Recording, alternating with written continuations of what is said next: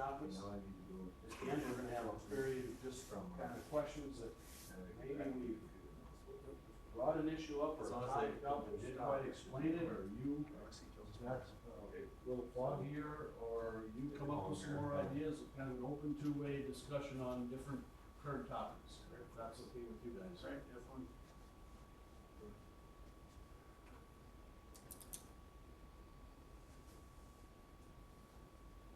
Okay, we are on the, we should be okay, Brett. Thank you very much. Yes, as of now.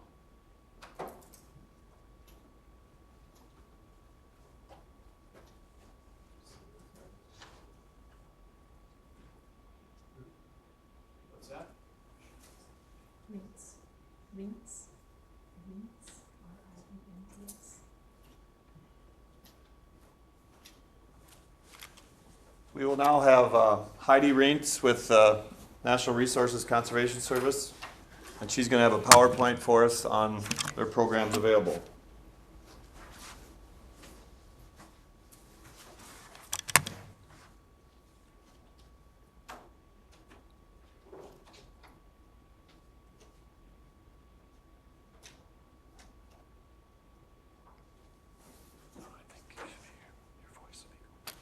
Okay. All right. Like you said, I'm Heidi Reintz. I'm the district conservationist for the NRCS here in Mitchell, and I service Hanson and Davidson County. I don't know a lot about your class, but I'm guessing you're not all from Mitchell, across the state.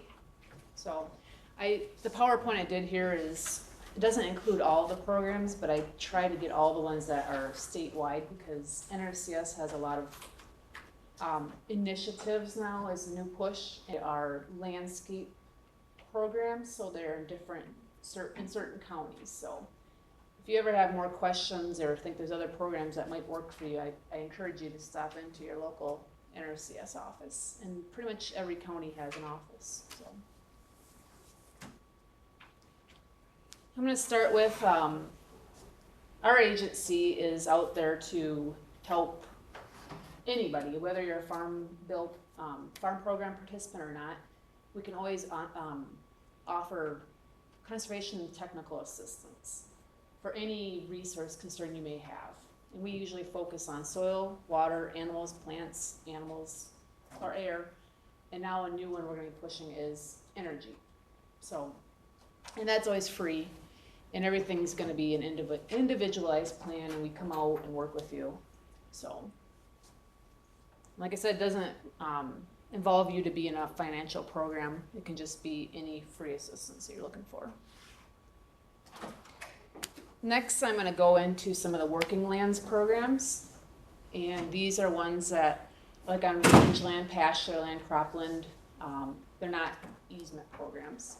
And just a few I have listed here are CSP, Conservation Stewardship Program, EQIP, the Environmental Quality Incentives Program, and I'm going to go into these each a little more further into the presentation. And then we have something that's fairly new, it's CCPI, the Cooperative Conservation Partnership Initiatives, mouthful, and they're partnered with other agencies, for example, the ones I've got here with the state of South Dakota. And the ones we have right now, they're statewide, are the shelter belt renovation and forested riparian buffer.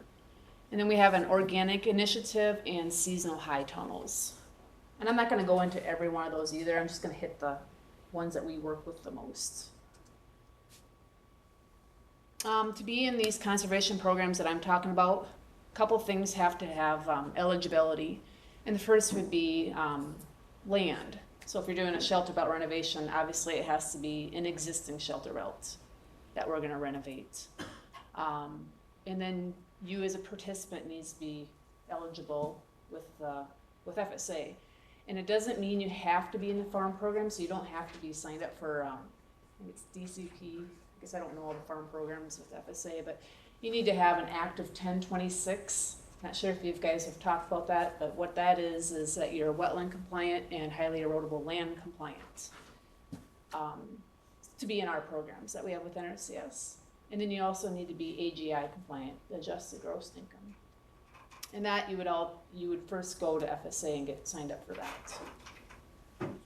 Our applications with NRCS, it's called a 1200, and all of our programs we continue. We take them all year long, but we have batching periods, so we have like a date you have to be signed up for to be considered for the next fiscal year. And you can do that in any of your field offices. First program I'm talking about is the Conservation Stewardship Program, CSP, and this is eligible on forest land, cropland, pasture land, rangeland. And what this program is, it's basically, they're giving you points for what you're already doing out there in the field. If you're doing no-till, you're gonna get more points, and you're being paid on these, they're called benchmark points. And not everybody's eligible. You're gonna do it's called a conservation measurement tool, and it's gonna determine if your land's even eligible. And if it is, you will go on to choose enhancements, which is gonna be something above and beyond what you're doing already, and you'll get points and payment points for that as well. And here we're looking to benefit the soil, water, air resources, wildlife, and so on. As you read there, it's promoting new conservation, and I kind of talked about this already. If you're eligible, your land's eligible now, you'll go on and there's lists of different enhancements you can choose, and they all have different levels and amounts of points, and you'll get paid for these points. And for a single farmer, the maximum benefit or payment you can get is $40,000 a year for 5 years. And like I said, it all depends on how many points you get. And like I said, I'm not going to go into these in a lot of detail. I don't know if that's what you guys are looking for or not, but if you did want more information, like I said, it's a continuous sign up. We have a date each fiscal year that we have a call for ranking, and we'll look at ranking those for the next fiscal year. And you can always go on to these different websites. You can go into the NRCS websites and get more information, or stop into your local office. And I'm not sure if you guys are familiar with ranking or not, but what ranking is we have these questions, and you're gonna get points. What they're gonna do is take the highest ranked ones in your area, and they're gonna fund down until the money is gone, from the highest to the lowest. This is one of our probably more popular programs that we work on, EQIP, Environmental Quality Incentives Program. And this is actually a good program. If you're looking to get into CSP and you know you need to do some things, this might be a good program to start with, and then sign up for CSP. But EQIP is done on wildlife, cropland, pastureland, rangeland, and forest land out in the hills.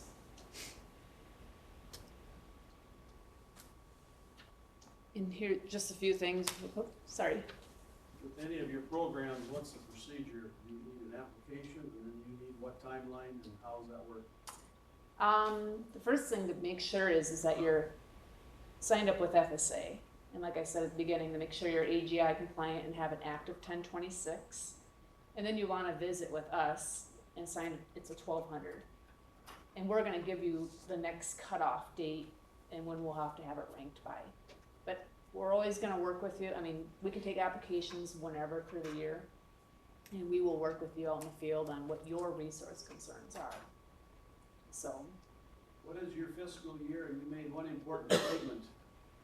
You have to belong to the FSA farm program to be eligible for any kind of monies from NRCS. Is that correct? You don't have to be signed up for the actual farm program like DCP. You just have to have an active 1026 with FSA, showing that you're wetland compliant and highly erodible land compliant. Because we have a lot of people in CRP that don't get farm payments from FSA, and they're just got the active 1026 to get a CRP payment. So, anybody else have questions? If you guys got questions, just throw them out there to me. So, like I said, I'm not going into everything in detail here either, but. And I guess I talk about we're addressing natural resource concerns. You know, you might have inadequate livestock water. So we do tanks, pipeline wells, rural water connections, and the list goes on. You might have inadequate livestock protection. We would do new shelter belts, shelter belt renovations. You might have erosion concerns. So we could do waterways, cover crops. And now we're starting to pay for management practices like nutrient management. If you're looking to, if you haven't done it before with us, prescribed grazing, conservation, crop rotation. There's all kinds of different practices. So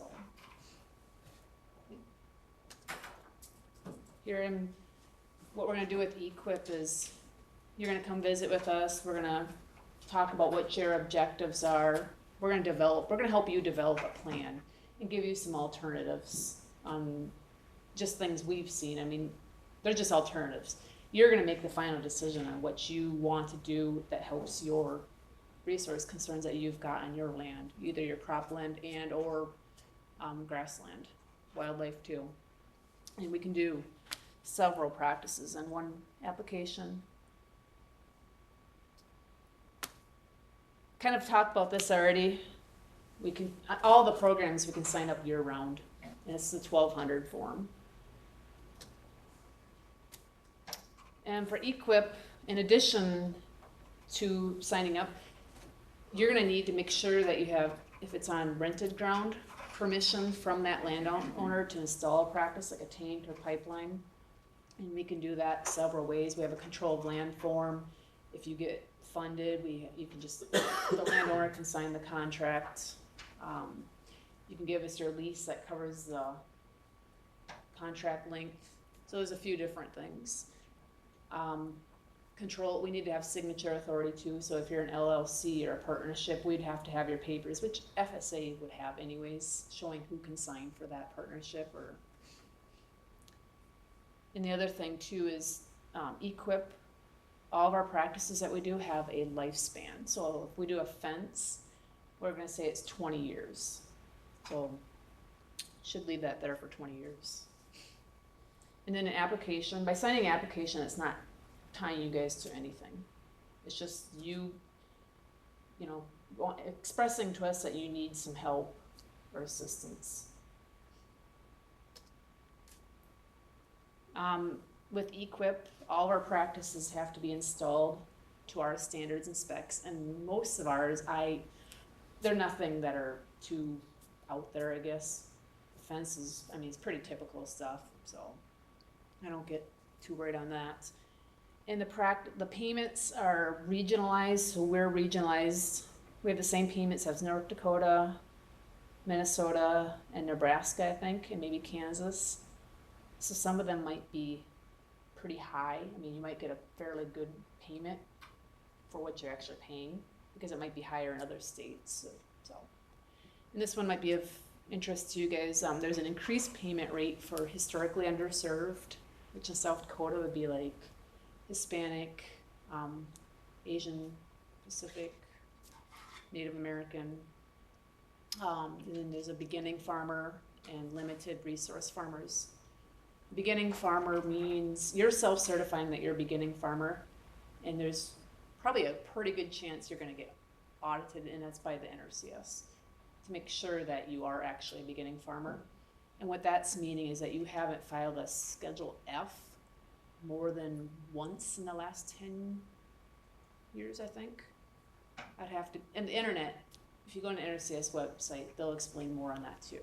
So, but it is a significantly higher payment rate. The next one I'm going to talk about is the CCPI. These are the partnership ones. We have two that are statewide right now. One is the forested riparian buffer. The other one is the shelter belt renovation. And these are both partnered. They were a project submitted by the Department of Ag from South Dakota. And we're just administering the program for them. And neither of these have land rental rates, but there's cost share on the forested riparian one for the ground prep, the actual planting, the fabric. Like I said, no land rental rate. And the shelter belt renovation one's actually pretty good. They're going to pay for you to do the actual renovation, the tree planting, and the fabric. So. Excuse me. Yep. Renovation would include like dozer work, taking Yeah. out the old trees and stuff. Yep. And we have a standard for renovation. There's so many different ways of doing renovation. So any of that would all be cost shared. So it's kind of a We can do in a row. limit by per acre or something, I mean, There's a dollar amount per acre. okay. And it's the only program unfortunately the cost share is a little bit low this year, but it's the only program I know that they're gonna pay you to actually do a renovation. Through our conservation district, we have commission grants to do it, but we're just paying for the trees, we're not actually paying for the renovation. So, if you can get into this one and have it paid for, it's a pretty good deal, so. Do you know what they pay per acre or percentage? I should have brought my book with me. I don't. It depends if you're completely clearing it versus interplanting or leaving the stumps. There's a couple different ones, and it keeps changing each year, so I don't keep up on it. But we used to do percentage. Now we just do a dollar amount on any of our practices. It's a payment rate. It's a better way of doing it because you can take that number to your banker and say, this is what I'm getting. We used to do percentage and have a hold down. It got too tricky. And I think the bankers like to see a number. So if you do 5 acres, you're gonna get this amount per each acre. So, sorry, I don't have that off the top of my head, but. So those are, the ones I just went through, the working lands programs, and probably the ones we work with the most. Like I said, each county, there might be a landscape initiative. I know up north, they've got I think like Aberdeen and that, they've got a couple landscape initiatives, and I myself don't know exactly what practices fall under that, just because I don't work up there. But I would encourage you to visit with your NRCS and ask about those other initiatives. Mitchell does not have any specific landscape initiative right now, so I just went through the statewide ones. Next I'm going to talk about, we've got a couple different easement programs that we administer, and one is GRP, the Grassland Reserve Program, and WRP, the Wetland Reserve Program. So we're going to do GRP. GRP's got 3 intents to it. They're looking for keeping your grazing operation viable, providing wildlife habitat, and protecting grassland from cropland conversion. This GRP program is a little different. We're administering it between NRCS and FSA. If it's an easement, NRCS is going to take care of it. If it's a rental contract, I think what I have on here, 10, 15, or 20-year options. So it's kind of like CRP, but you still get to graze it, and it's on grassland. FSA is going to take care of the rental rates, kind of like CRP. And they're only they have different areas they move around in South Dakota. The last couple years they've had it in Aurora County, just over in Plankinton. We haven't had it in Mitchell yet, but they keep kind of moving around, I guess, on that. And we also, let me have it on here. GRP, you're going to be allowed to continue to hay or graze that land, and it has to stay in grass, obviously. And then you can put in like water improvements or fence or anything to improve that. And we're going to require a prescribed grazing plan on that, and we'd work with you in putting that together. And every year we're going to do some monitoring on it just to make sure you're not overgrazing it. What's an example of that then? Of what?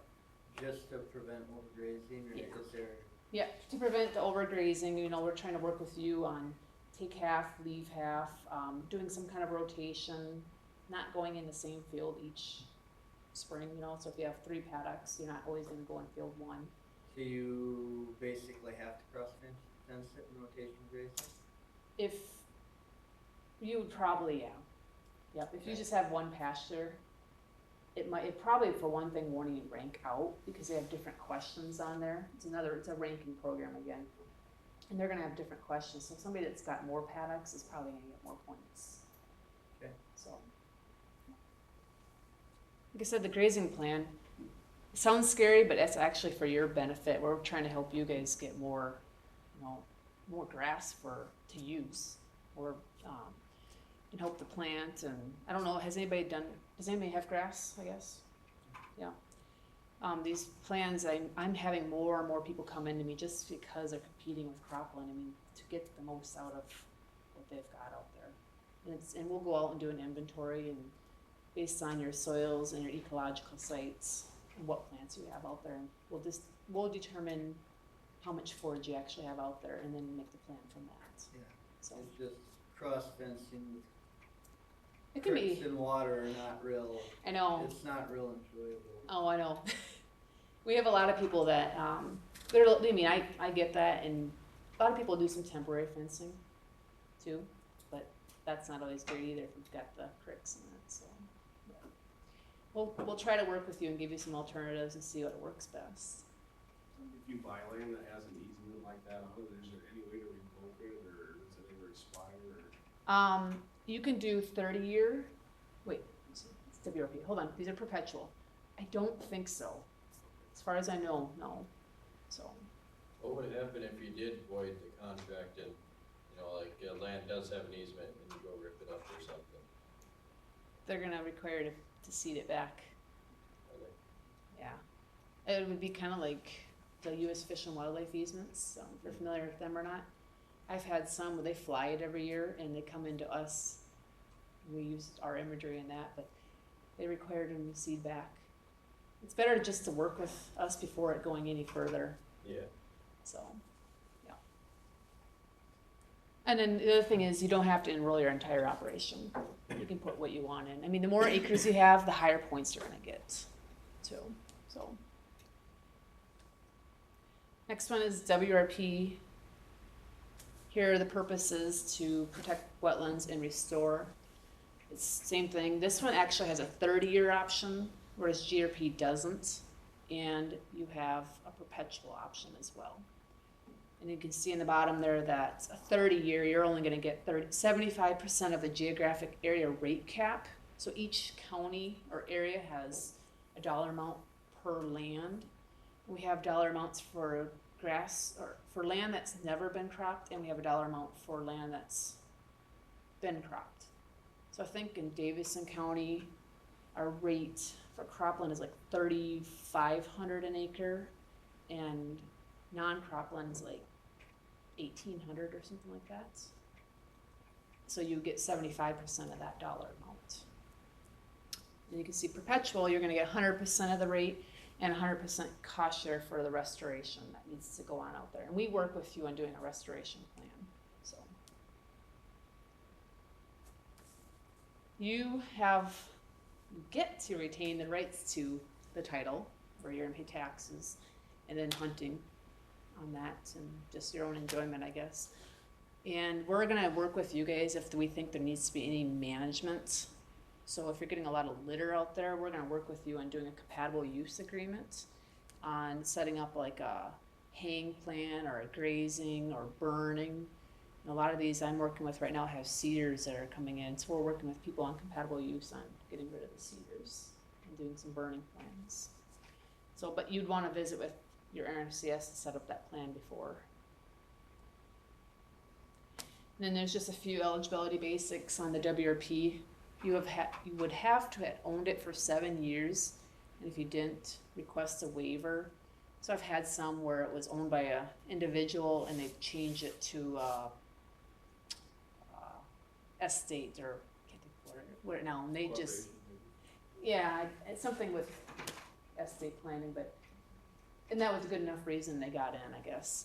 Have to have a clear title, and they have to have restorable wetlands. And that could be excessive sediment, drain, filled or anything like that. And then we're gonna put in upland. You can put some upland in too. So if it's a pothole situation, you can put up to 3 acres to every 1 acre of pothole. And then on floodplains, we can put 9:1 ratio in. So we can put 9 acres of upland to every 1 acre of floodplain wetland. Can I Yep. maybe dwell on that ratio again? For example, if I have a 9-acre wetland. Yep. That's better, let's just use 10. Okay. No, 9 would be better. So I have to put in 3 acres of good You don't upland, No, or I can't, you're saying? you can. Well, we need to have some buffer on there. You can go pretty minimal, Okay. but you can put that much in. Wasn't there a program, maybe that's a Riparian I'm thinking of, where you have to have so much next to it? Are you thinking CRP? Okay, I'm probably not thinking of the thing. All right, thank you. But yeah, you can choose. That's just giving you a maximum what you can put up to, All right. so.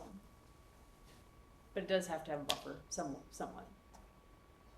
And I already touched on this, For restoration on the 30-year, you're only gonna get 75% cost share, and we have a docket for that, and perpetual will pay 100%.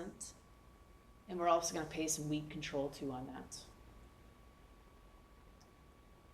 Here again, on any of these programs, you can always go to the NRCS websites and go under the programs tab, and it should list all the ones for South Dakota. So each state has their own website.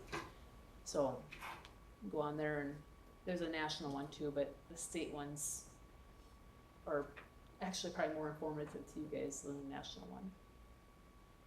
I'm just gonna touch on this real quickly too. FSA's got CRP, and maybe you guys are aware of this. They administer CRP, but NRCS does the technical work for them.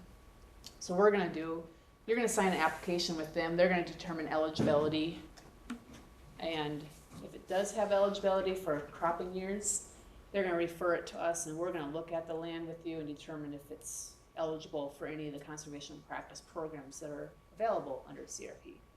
And then we'll work with you on getting a plan put together until it's established. So it's voluntary.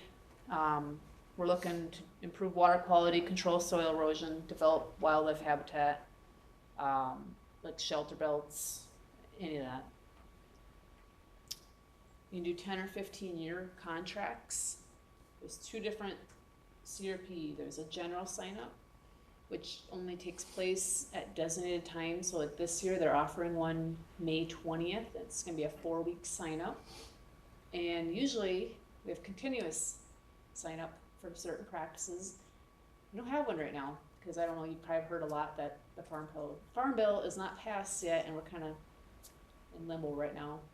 So first time in 11 years, I've never seen continuous sign-up for CRP. CREP, not every county in the state has it. Both the counties I work in have that, and it's combined with South Dakota, state of South Dakota, South Dakota Game Fish and Parks, and what they're doing is giving you an extra 40% rate increase. So your land rental rate, they're adding another 40% on, but you have to allow walk-in. So that's the catch on that.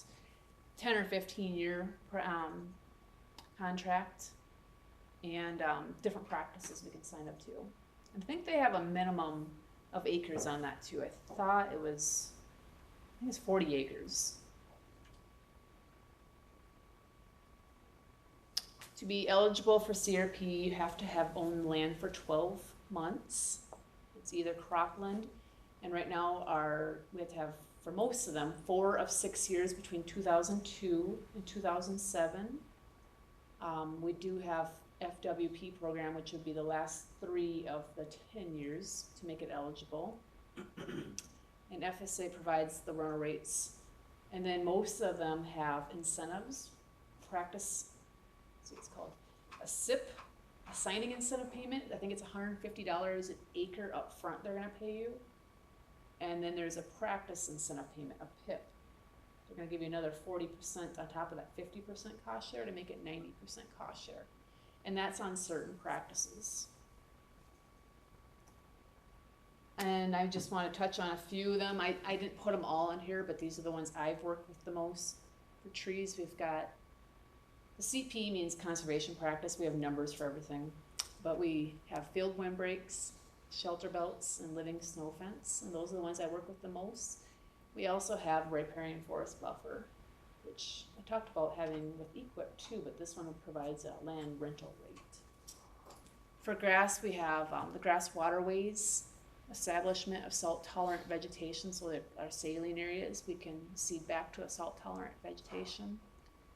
Filter strips along wetlands and channels, streams, rivers. Wetland restoration on floodplains and non-floodplains. And then the FWP, I talked about that, the Farmable Wetland Program. And then we do, this one kind of comes and goes, depends on how many acres they allocate us, but CP37, the duck nesting habitat. And that one does require a minimum upland buffer. You'd have to have minimum 4 acres to every 1 acre of wetland, up to 10 acres of upland to wetland. The other ones all just have a minimum 30-foot buffer. So those ones work good for small areas. And then we also have marginal pasture land, CB30, and this is on areas adjacent to streams, wetlands, or permanent water bodies. And we can do an average of 120 feet on these areas that you're grazing. And they have to have some kind of a resource concern, so like grazing, trailing to the creek and that. And here again, you guys can go to the FSA website, and I think they have a conservation link on there, and you can look up the CRP, more information on that. But to me, it's just as easy to go in the office and ask about these two. So that's all I have. I guess you said they would have. If you guys have questions on that, so I didn't want to go into it too much detail, but.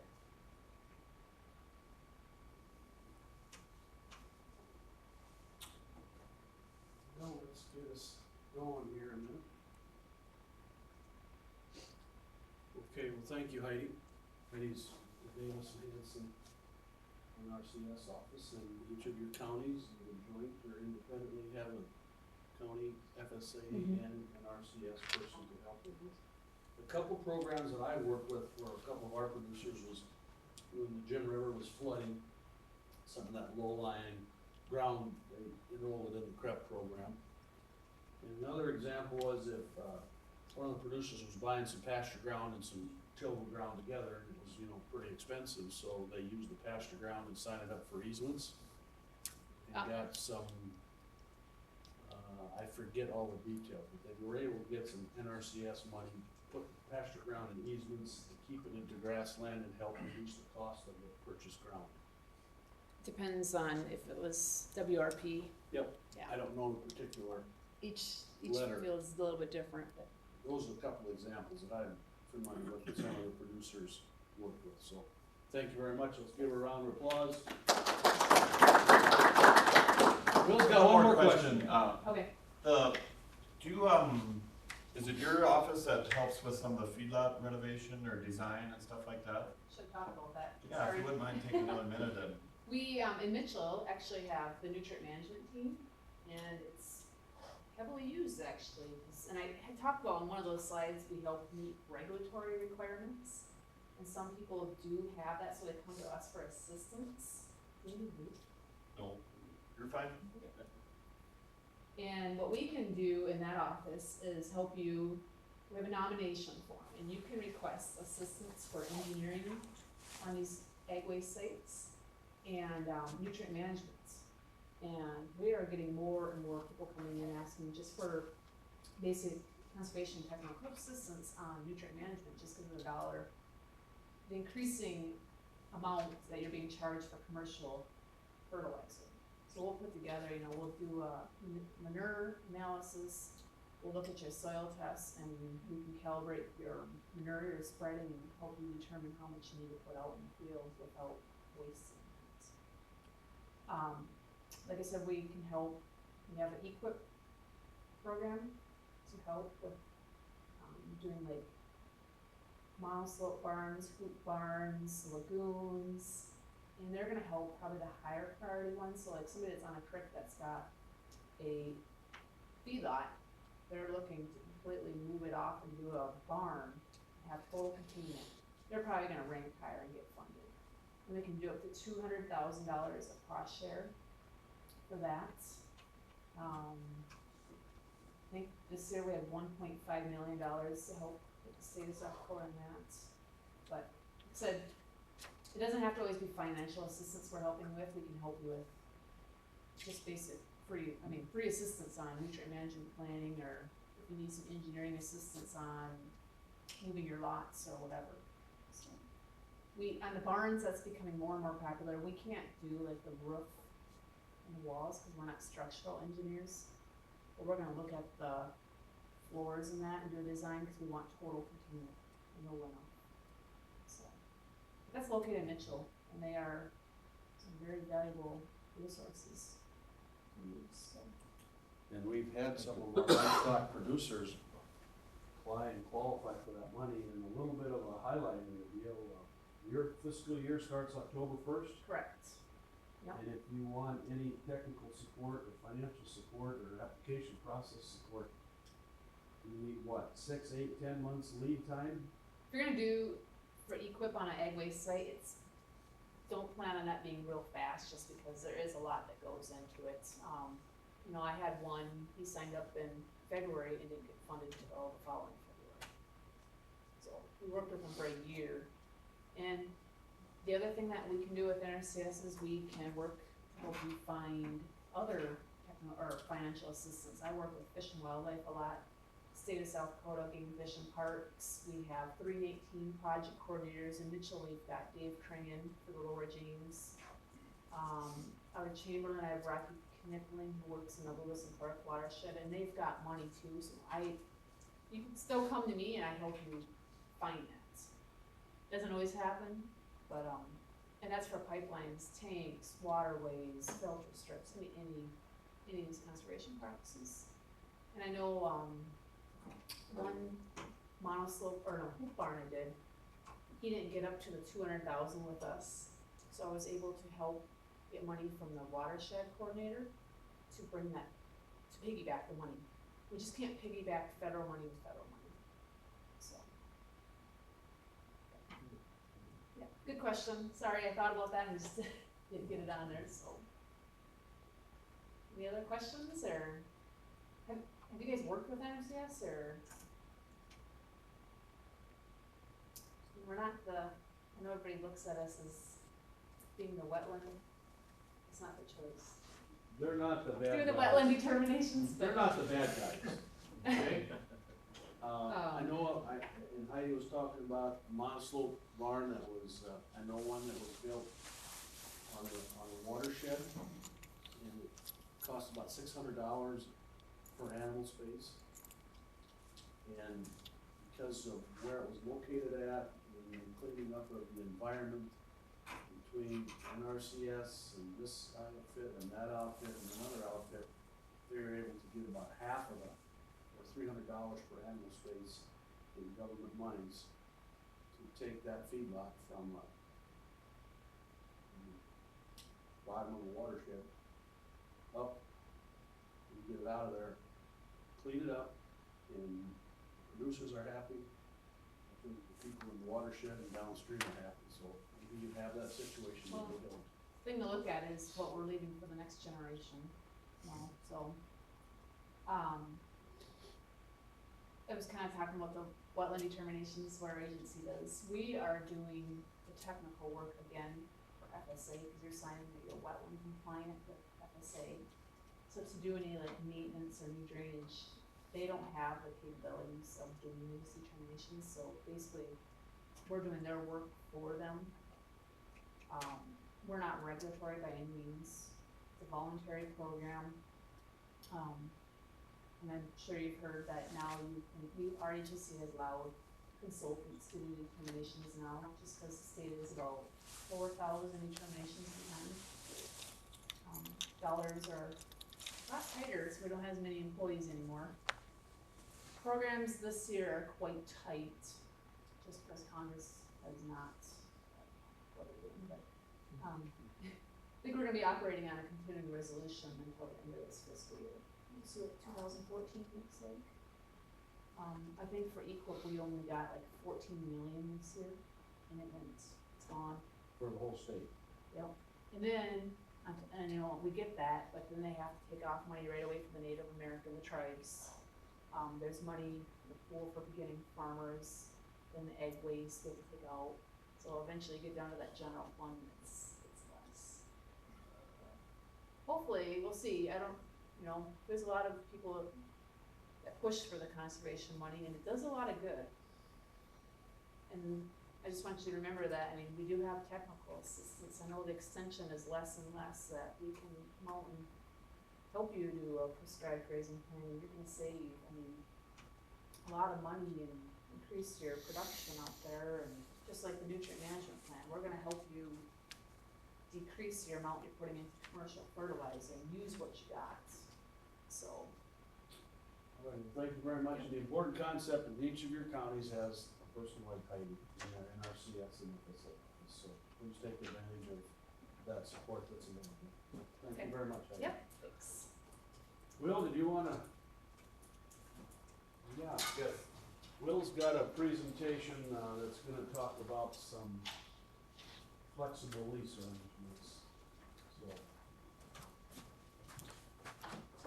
Mr. Will? Okay, well, you want to hang on to that and get it on to PowerPoint in just a second? Slide it over and maybe watch me talk for a second.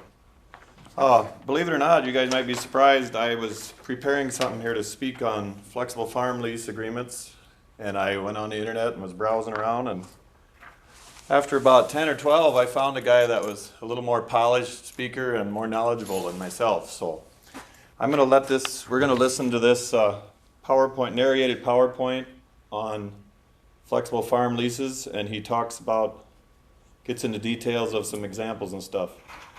As you guys are well aware of, there's these farm values and cash rent prices have gotten so high, or have gotten quite high, and quite often I'm sure you are outbid or can't afford to pay the rent that people think they need. This is kind of a way of working with people and allowing them to maybe share in the bounty and also minimizing your risk in a poor year. So with that, let's start this.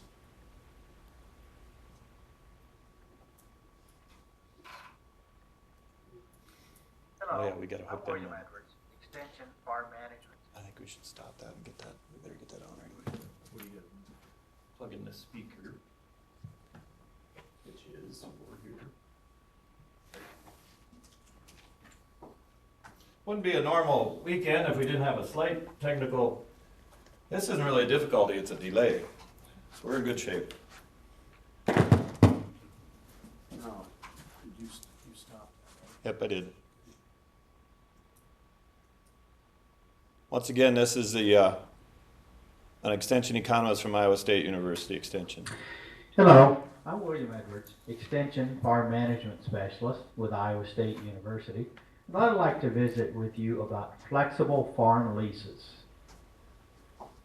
Every year, tenants and landlords who have cash leases get together to determine what the rent should be for the following year. One of the problems is that in Iowa, at least, there is a September 1 deadline for renewing leases for the following year. But yet at September 1, the actual prices and yield for that year's crops are unknown yet, much less prices and yield for the following year's crop. So we have a lot of uncertainty and unpredictable factors that enter into setting the lease contract. So one solution is to agree to a flexible lease contract. The purpose of a flexible lease contract is to set the actual rent after actual prices and yields are known each year. The tenant and the landowner simply agree on a formula which will help determine the actual rent based on yields and prices when they are known. There are several variations. The most common one is to have the rent vary with both price and yield. In this way, the amount of rent to pay matches the tenant's ability to pay because it's directly related to the gross revenue that is earned each year. Other variations include basing the rent on yields only, and this works well when price risk is not of great importance or price movement is not expected to be too high. But we do have the problem that we could have years in which yields are quite high, but prices are very low. The other extreme is the rent varying with price only, and this works well in cases where yield risk is not of a high importance, and we are more worried about adjusting the rent for changes in price from year to year. The advantages of a flexible lease contract is that risk and profits are shared between the landowner and the tenant, just as they are under a crop share lease. The cash rent adjusts automatically to changes in prices and yields each year, which may not be foreseen at the time that the lease is renewed. So it eliminates the need to renegotiate the rental rate each year. The owner is not involved in paying input costs, though, like he or she would under a 50-50 crop share lease. And likewise, the owner does not have to be involved in marketing the grain. It is still just a cash rent agreement. What proportion of gross income is paid out as cash rent each year? This chart shows what the average values have been in Iowa since 1996, taking the average cash rent for the state. This is based on the Iowa State University cash rental rate survey each year, and dividing by the gross revenue for corn and soybeans each year. This was determined using the Iowa average yield for each year, plus the average cash price during the month of December. For soybeans, as we can see, that has been around 45 to 50% in most years. Corn has been somewhat lower because, of course, the gross income from corn is generally higher than for soybeans. For corn, it has averaged more in the neighborhood of about 40% over this period of time. In some years, it's been as low as 33% or even less, and this has generally been in years of above average revenues where the rent as a percent of the gross revenue was lower. Let's look at one example of basing the rent on gross income. We'll use corn as our example. Let's suppose that cash rent is set at 35% of the actual gross income from corn each year. This is somewhat in line with the proportions that we have seen over recent years. Now let's suppose that the actual harvested yield is 160 bushels of corn per acre. And the market price at harvest time turns out to be $3 per bushel. Under our formula, the gross income, 160 bushels times $3, is equal to $480 per acre. If we take 35% of that amount, the cash rent then is set at $168 per acre for that year. Now let's look at a different example using the same formula. Again, the cash rent is equal to 35% of the gross income from the corn crop that year. Let's assume the actual yield is 110 bushels of corn. The weather was not so favorable this year. But yet, other parts of the corn belt got a favorable yield so that the market price did not rise significantly. In fact, the harvest time market price was only $2.20 per bushel. This means that for this particular farm, the gross income was only $242 per acre, considerably less than we had expected. In this case, then, the rent is set at 35% of $242, or only $85 per acre. Now, we hope that we don't run into situations with both a low price and low yield, but certainly it is within the realm of possibility. So in this type of flexible cash lease agreement, the tenant is only required to pay $85 per acre because there is only $242 an acre of gross revenue available to pay rent. Now let's look at a slightly different example. This time we'll use soybeans for our crop. Let's suppose that the rent is set as a minimum amount of rent plus a certain percent of the gross income in excess of a base level. Now we could set the minimum at what we would expect an average cash rent would be, or maybe a little bit less than that, and set the base gross income at about what our expectation would be in an average or maybe slightly below average year. We could also base it just on historical yields and prices. Let's look at an example. Let's suppose that we agree that the rent will be $120 per acre plus half of the gross income in excess of $300 per acre. In other words, anything over $300 per acre is split evenly between the tenant and the landowner. Now let's suppose that we have a good price year. The actual price turns out to be $8 per bushel at harvest time, and our actual yield is 50 bushels per acre. That gives us a gross income amount of $400 per acre. That is $100 over our base level of $300 per acre, so the bonus is equal to 50% of that, or $50. If we add the $50 bonus to our $120 minimum rent, we have a total rent of $170 per acre for this year. So in this way, extra, or revenue in excess of our expected value, is divided evenly between the owner and the tenant. Now let's take another example in which the rent depends only upon the price.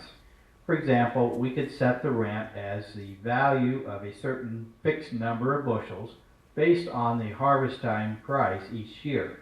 Let's suppose that we set the cash rent equal to the price of corn on November 1 times 60 bushels.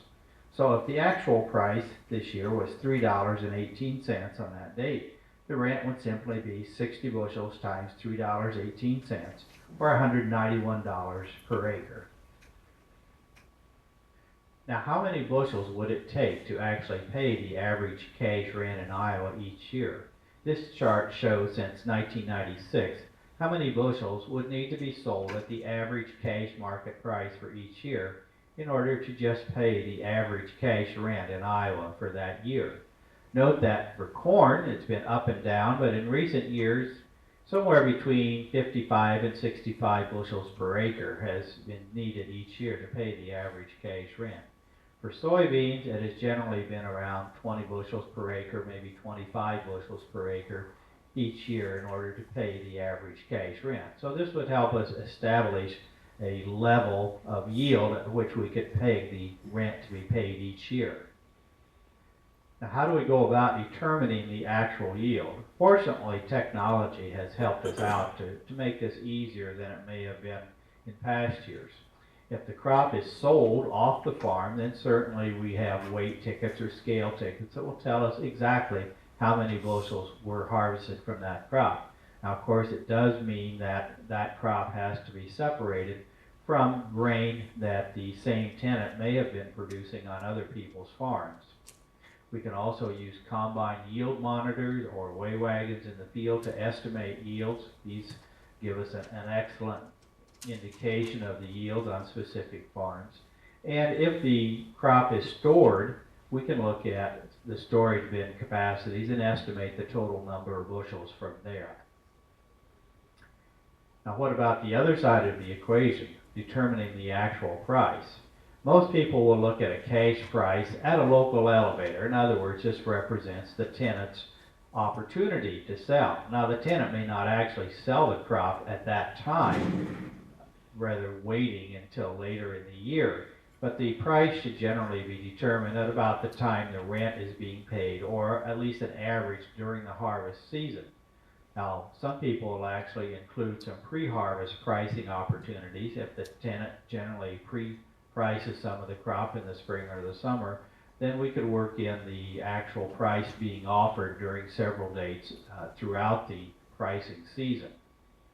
However we determine the price, it is important to agree ahead of time on what dates the prices will be taken and what locations the prices will be taken from. Now, if the crop is stored, generally we would expect to gain a higher price later in the year to take advantage of the carry. But there's really no reason that the owner should share in the gains from storage, unless, of course, the owner is providing grain storage as part of the leasing agreement. In years of low prices, we generally should not use a price in the rent formula that is lower than the USDA loan rate for that county.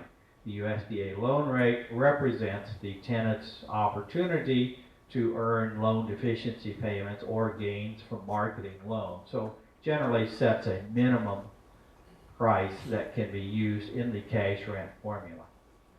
Whatever formula we agree on to set the actual cash rent, it's very important that it be recorded in writing. Generally, we want to test that formula with several examples so that both owner and tenant are completely clear on how it works. There is a blank form in Ag Decision Maker file C2-21 which can be used to record flexible lease provisions. The standard Iowa farm lease form also has a page at the very end in which flexible lease formulas and agreements can be recorded. It may be useful even to develop a table of possible results to see what the rent would be under extremely high or low prices and yields. Some farmers and landowners set a minimum or maximum rent to limit the possible actual cash rent within a particular range. In the Iowa State University Ag Decision Maker website, there is a decision file or a spreadsheet which will allow you to examine different flexible cash rent amounts based on different combinations of prices and yields that could result. Now, in developing a flexible lease agreement, it's important to understand what impact this may have on USDA commodity payments. The Farm Service Agency has regulations that say if the actual rent paid under a flexible cash lease depends on the actual farm yield, then the direct and counter-cyclical payments that could be earned on that farm must be shared between the landowner and the tenant. In other words, it's considered to be a share lease because the owner is taking some of the yield risk, just as would be the case under a typical 50-50 crop share lease. Now, it's important to remember that this does not apply to loan deficiency payments or marketing loan gains. Those accrue to the actual owner of the grain, which under a flexible cash rent would still be 100% the tenant. If we have a flexible lease agreement in which the actual rent to be paid does not depend on the actual farm level yield, then that flexible rent is still considered to be a cash rent, and we do not need to make any adjustments in how the counter-cyclical payments or direct payments are shared. For example, if we base the rent on the county average yield instead of the actual farm yield and the actual price available at harvest time, then it is still considered to be a cash rent agreement. The same would be true if we base the rent simply on the value of a fixed number of bushels rather than a percentage or the actual number of bushels harvested. County yields are useful in that the tenant may feel that the rent is based only on possible yields given county weather conditions, and the tenant would not have to pay higher rent just because he or she was able to get superior yields based on management ability. But one of the problems with using county yields is that they are not published until March each year. They're developed by the USDA by sampling a large number of farmers each year. So we may have to wait until March until we know what the final rent will be and the final payment of the rent can be made. Another situation arises when the tenant simply pays a landowner a bonus or a flex bonus when revenue is above expectations, either high yields or generally better economic conditions than we expected. Simply paying a bonus after the crop is harvested does not affect the split of payments if the bonus is not specifically based on the actual farm yields and if this is not actually a part of the lease agreement. If there is any doubt about how your flexible lease agreement will be interpreted by the Farm Service Agency, it's best to provide them with a copy of your agreement as part of the contract in which the farm is signed up for the USDA commodity payments. Thank you for your interest in flexible farm leasing agreements as a way to help share risk between tenants and landowners. If you have further questions, please contact your Iowa State University Extension Specialist.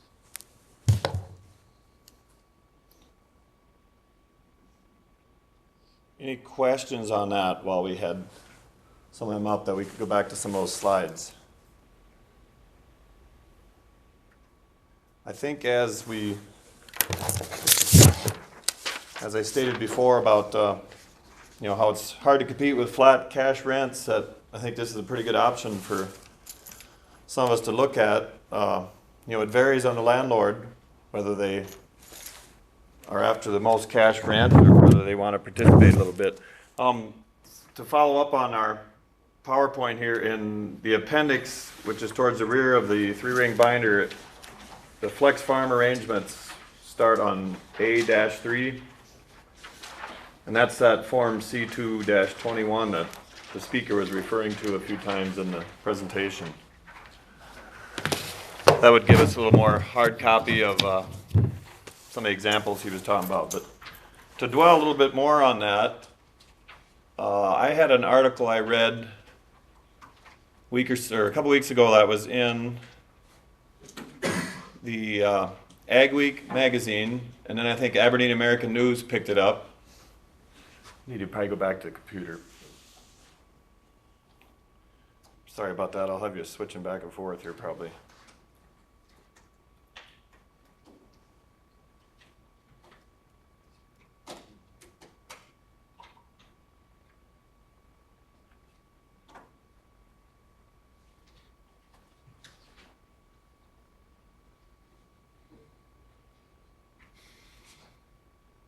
I had this on Facebook, and I guess the topic here was farmers developing a resume for themselves, landlords, bankers, kind of a generic thing. And I know the guy commented here about that's may seem kind of odd to you guys. That's why you maybe got into business for yourselves, because you didn't want to have to answer to this or that. But look at it as it's everything is about sales, selling yourself, whether it's getting something to rent or selling something to somebody or what. But just for example, if they're talking about experience, I've got 20 years in farming. Okay, I'd suggest you dwell a little more on that and say, I spent 5 years at a cooperative learning all about the proper ways of applications in a responsible manner. I attended X of school, whether I graduated, not just that you attended Mitchell Tech or SDSU or Lake Area, what were the classes you studied there? We did things like no-till management, responsible soil management, things like that. It's not that hard because really all you're doing is stating facts, even though it might sound like a lot of words. Okay, that was kind of the qualifications. References are a big thing, available upon request. Farmers, ranchers might lift an eyebrow at that. Resumes, as I talked about, but newsletters, not necessarily a fancy newsletter, but we're all in this communication age where, boy, it don't take much to, if you have an absentee landlord, send him or her, drop them a note 3 or 4 times a year and say, hey, we're kind of battling the excessive moisture and we've been delayed in planting, but don't make it a whine sessions all the time. Say, we sure appreciate the moisture, and every time in there try to say something about appreciate the opportunity to operate your land. It's a two-way street.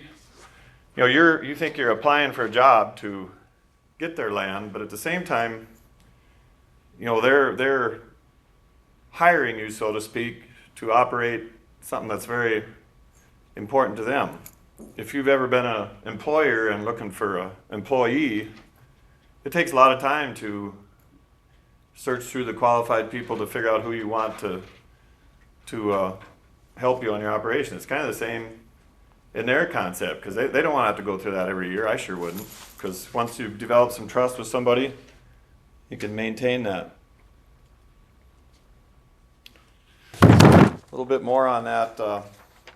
Some folks on that flex lease thing, some folks they're gonna want a flat rate because they probably got their house payment set up to it, they got their boat payment set up to it, and you probably aren't gonna change that. But these are things to certainly have them consider.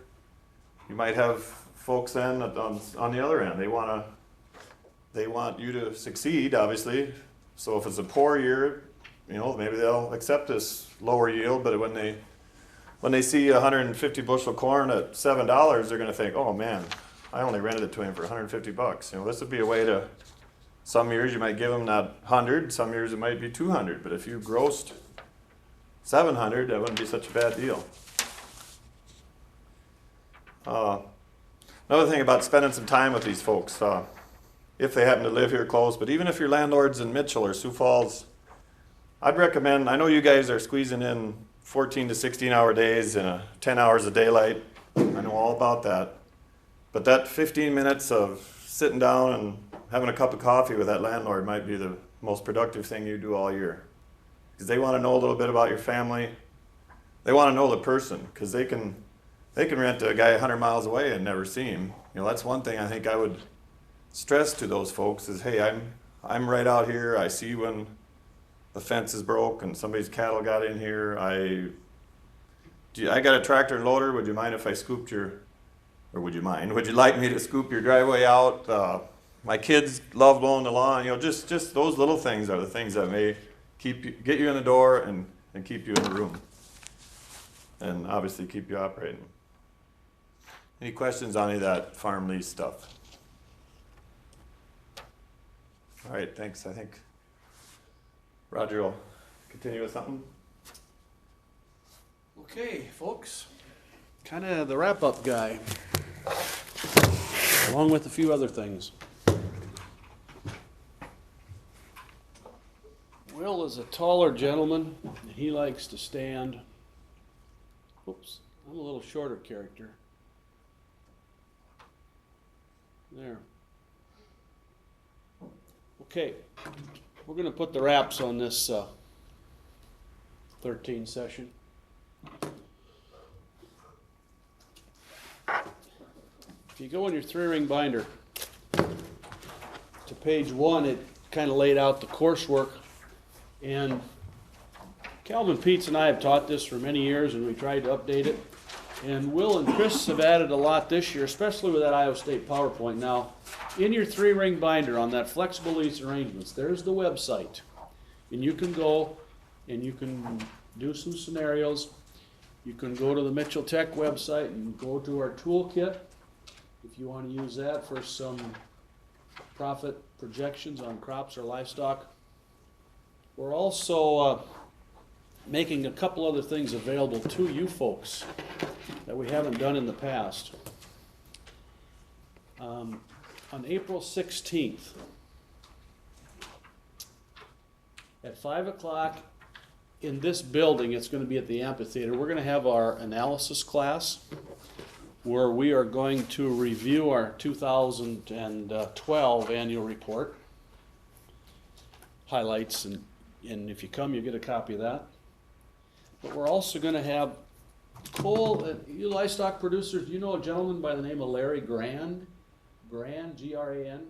He's doing something about genetics and the 50-something genetics with blood testing. Will, can you help me out on that a little bit? Yeah, that's you take DNA samples to determine, more accurate than our EPDs are, like calving ease or feed efficiency stuff. David Copel, our West River instructor, is much more knowledgeable on it.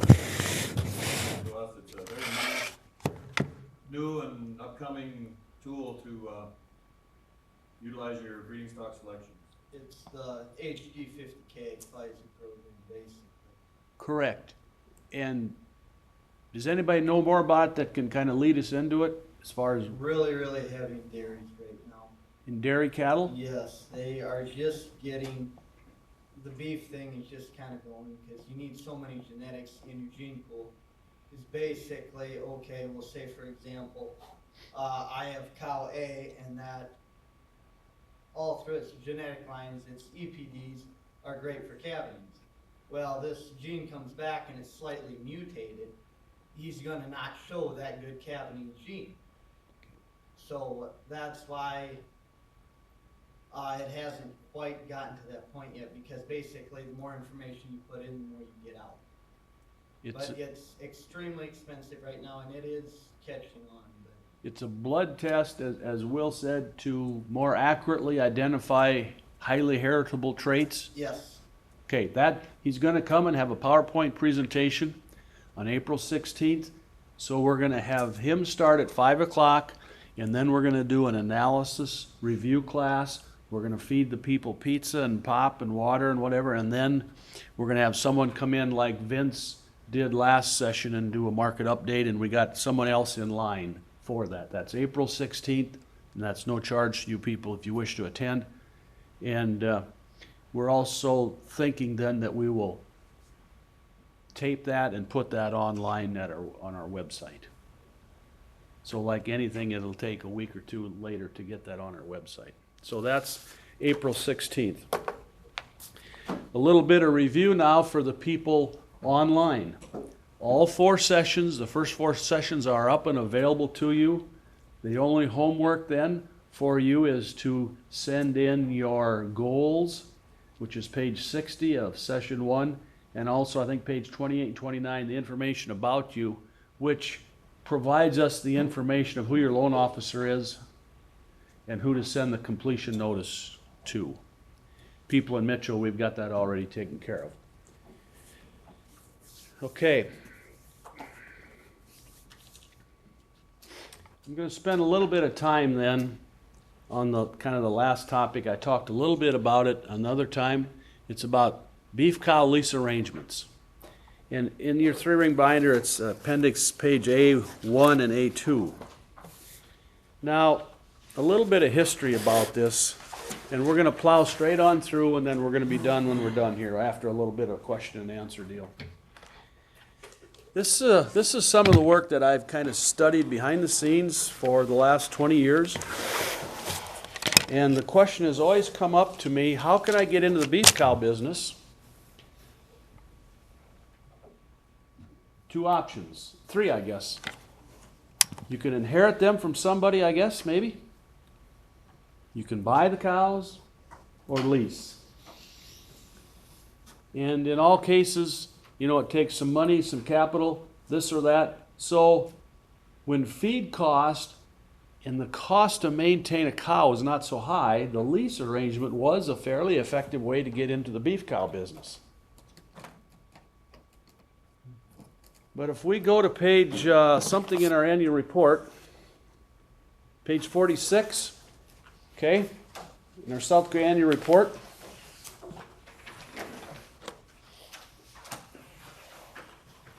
and we're going to look at the cost of managing or running a cow.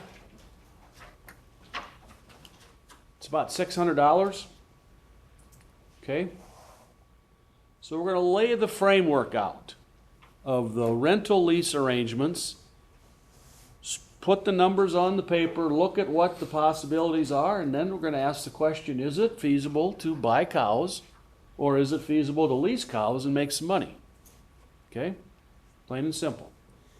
And then we're going to go one step further, and we're going to say, what's a reasonable beef cow lease arrangement? Now, whether this is a dairy cow or this is a hog industry, doesn't make any difference. You got to lay the numbers out, and that's what we present, and that's what we try and do in our program with the people that we work with. Okay, Billy Bob, let's just get right on that. Okay.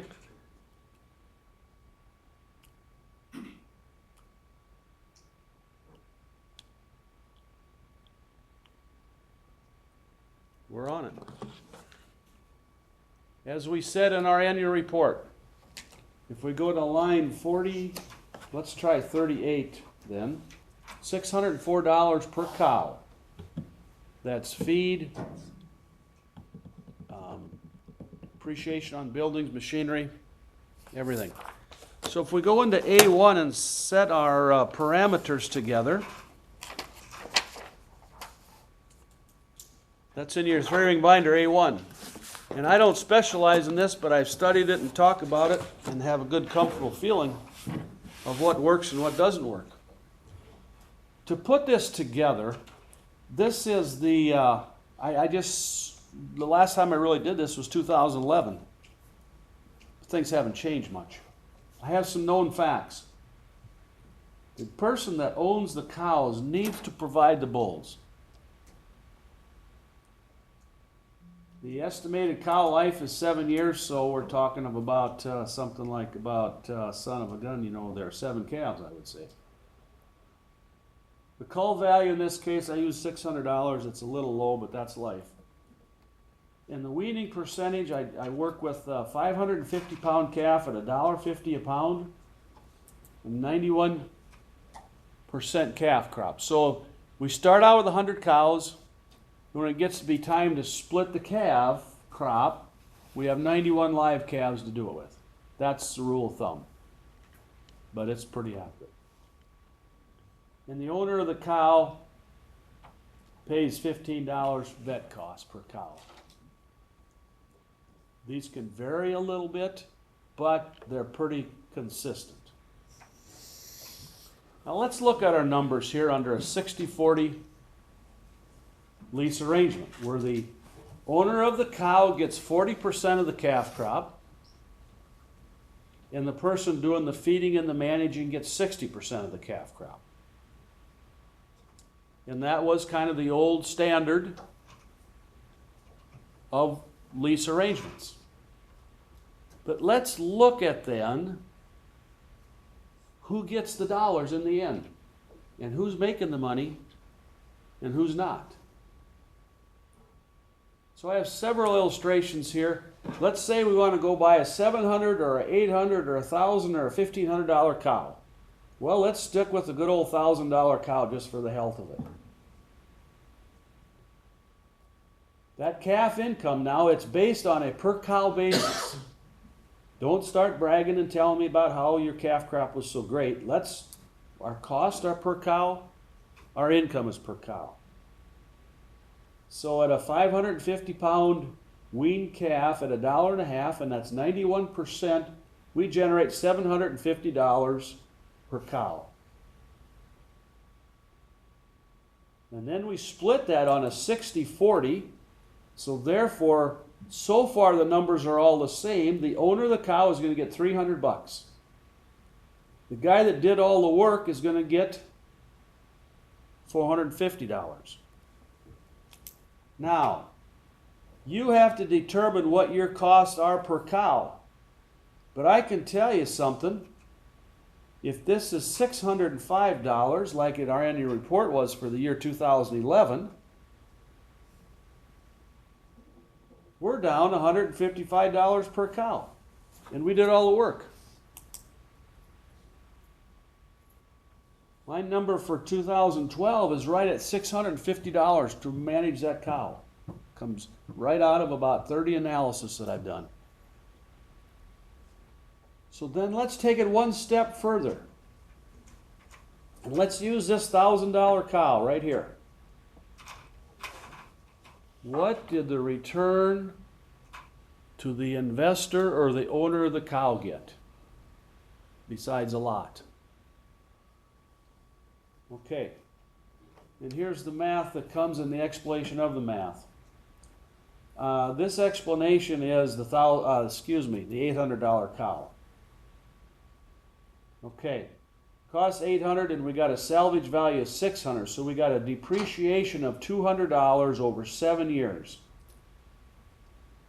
That equals $28.57, or we're going to round it to $29, and a vet cost of $15. So under this $800 cow, it doesn't make a difference. We're working on the top side of things here. The owner of the cow is going to generate a gross income of $300, and we're going to subtract away the depreciation and the veterinary cost. So that owner of the cow is going to generate $256, and you divide that by an $800 investment. Purchase price of the cow, he's going to generate a 32% return on his money. Now you go to the $1,000 cow and it's a little bit less. You go to the $1,500 cow, and the owner of that cow is still generating over a 10% return on his money. Meanwhile, the person that is feeding and doing all the work is losing money.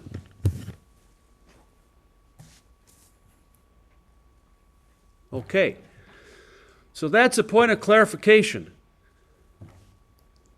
How, under a 60-40 arrangement, can the operator of the cow make any money? Feed them less, poorer, cheaper feed. Wean more calves, heavier calves. You can go on and on and on.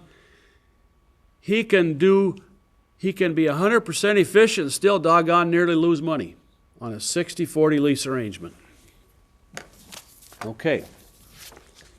You do not have this. But some of the old timers have heard of Harlan Hughes. He was an extension beef economist at the North Dakota State University. And this is back in 2006. And its title is, What's a Fair Lease Arrangement? 75-25.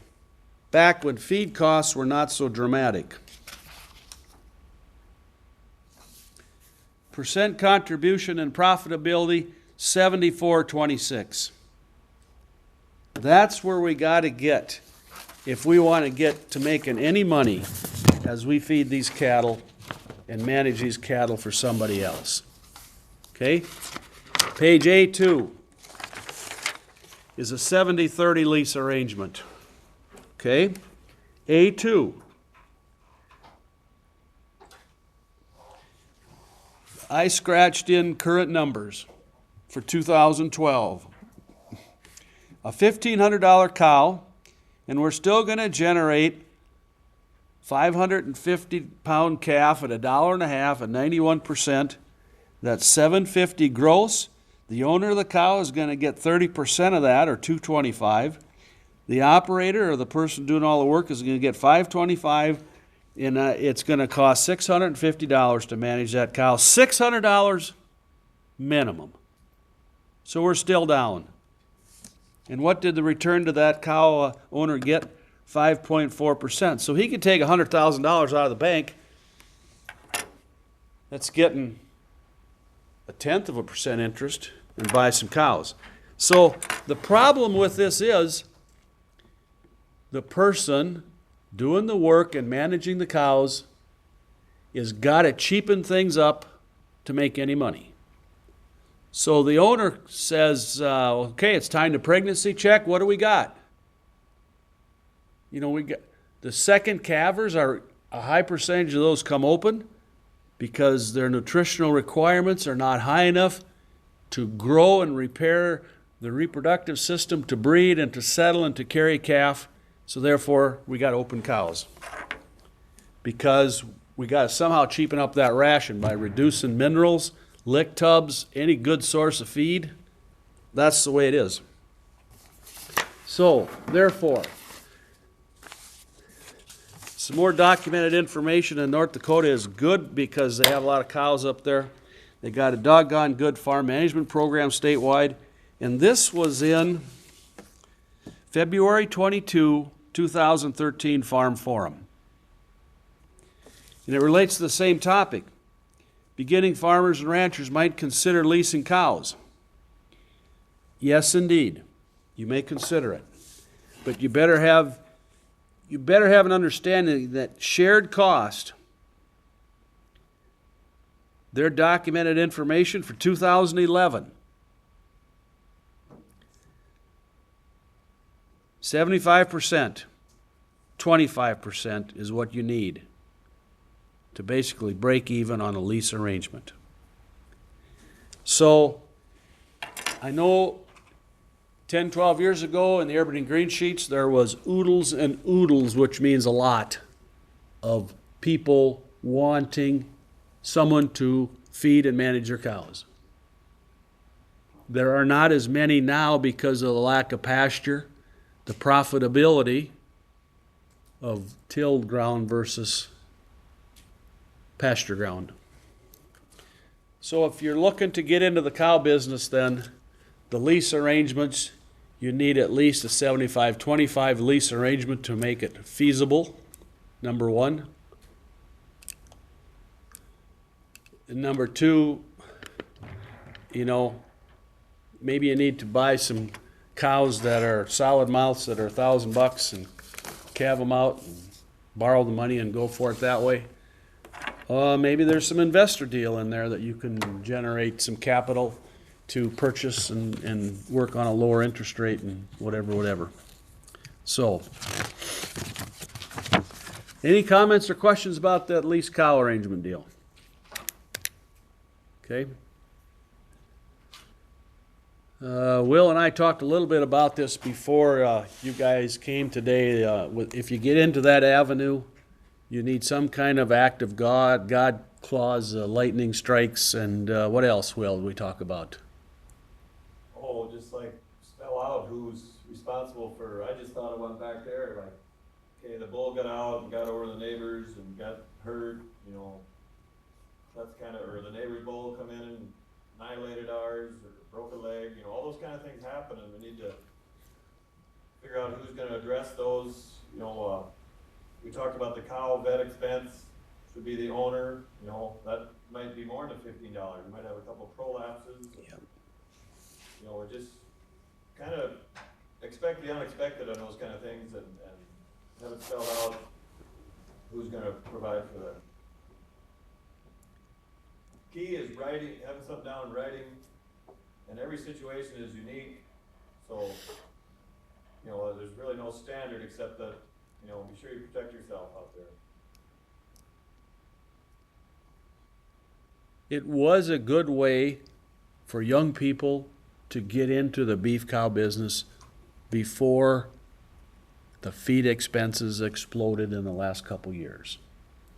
And if you could work with a good owner of the cows and a reasonable rate, it was a good way to get established and get started. And we present this material just like we presented all of our material on the crop insurance, the marketing, the estate planning. Those are some of the things that we do with our people in level 2. Now, up until about 3 years ago, we were not able to provide this level 2 training throughout the whole state. But now we have the instructors to do that, and Will kind of works. Will, what area do you work? I was hoping you would, could finish that sentence of kind of works, at some point. He works very hard north and east of Mitchell.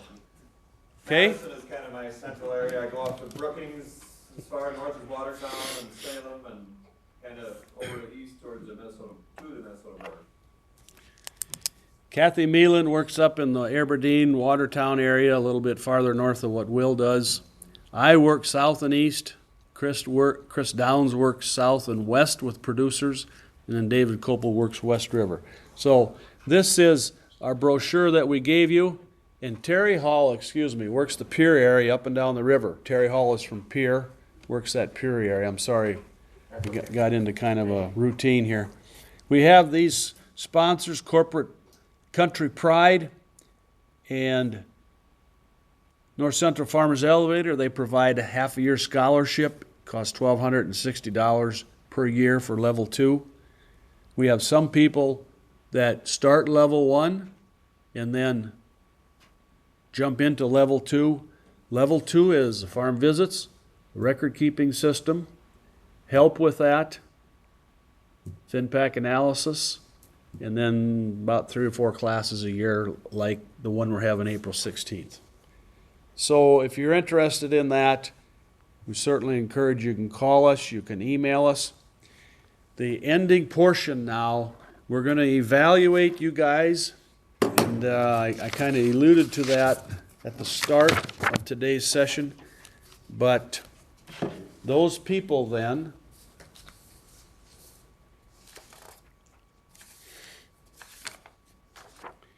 you have this page, it's in the appendix, it's page 15, it's the 6 categories that we grade you on. We have a score of 1, 2, or 3. 1 and 2 are passing, 3 is not. If you do not do the homework, then we cannot pass you, which means when it comes time to renew your next FSA loan, your FSA loan officer cannot do that until you've passed the course. We have some people that start and then they finish it up 6 months, 8 months, a year later. We go 2 years without charging you, I believe is the story on that. That's what we as instructors do. Page 16 is what you as students, you have the opportunity to evaluate us. We certainly want you to do that, and for the Mitchell people, you can finish that up and lay it on the table before you leave. The online people, you can either fax that to us, you can email it to us, or you can throw it in the mail to us. In the Mitchell group, do you guys have any questions or thoughts or something that you want to visit with us about as a group or an individual? You're certainly welcome to do that. Be honest on those evaluations. We want to use this to improve our, you know, there's room for improvement in anything, and we appreciate that. One comment on that there, Cal. Yes, sir? deal, that's becoming more of a dead thing all the time. What's gaining popularity is the cooperator herd from the purebred breeders as far as putting in. That is really, really starting to take off. Okay. I know there are guys willing to do it. That's an excellent comment. We had a comment from the group in Mitchell here. The lease cow arrangement deal, because the operator of the cow is just not making any money, is kind of going by the wayside, as was mentioned. And the other was cooperator herds, Yes. where the owner of the cow receives, Basically aids from the seed stock producer, puts those eggs in. There's several, usually you would turn a bull with them after the first cycle, and ultrasound or whatever. And then you're paid so much on return. We'll say it's $2,000 a calf for that animal at weaning time. okay, cooperator herds, is that what we're Yes. calling that? And it's a larger deal down in Nebraska and Kansas than it is right now, simply because you have places like Gardner's that are huge seed stock producers. And there ain't large seed stock producers around here, but I would say that there would be 15 to 20 around here that do have cooperator herds on a smaller basis. And any purebred seed stock producer who is doing embryo transfers would be maybe looking for some cows to put those fertilized eggs in. Yeah, So that's an option too. And then you get paid so much a live calf. Usually you get paid so much a live calf at weaning. Okay. I know one of the producers I work with has worked with a limousine breeder over in southwestern Minnesota and had that arrangement, and it worked for a few years, and it's another option, folks. That's the main thing I think we can say. So, all right, that kind of puts a wrap on as far as our online viewing. Please view this and send in the evaluations and the homework as soon as possible so that we can notify your county and state FSA office that you've completed the course. So I would think we would offer this course again next year about this same time if you have some people that are interested. We send out the brochure to the county FSA and state FSA offices, and then they contact the producers that need this type of training. So, Will, you can shut that thing off.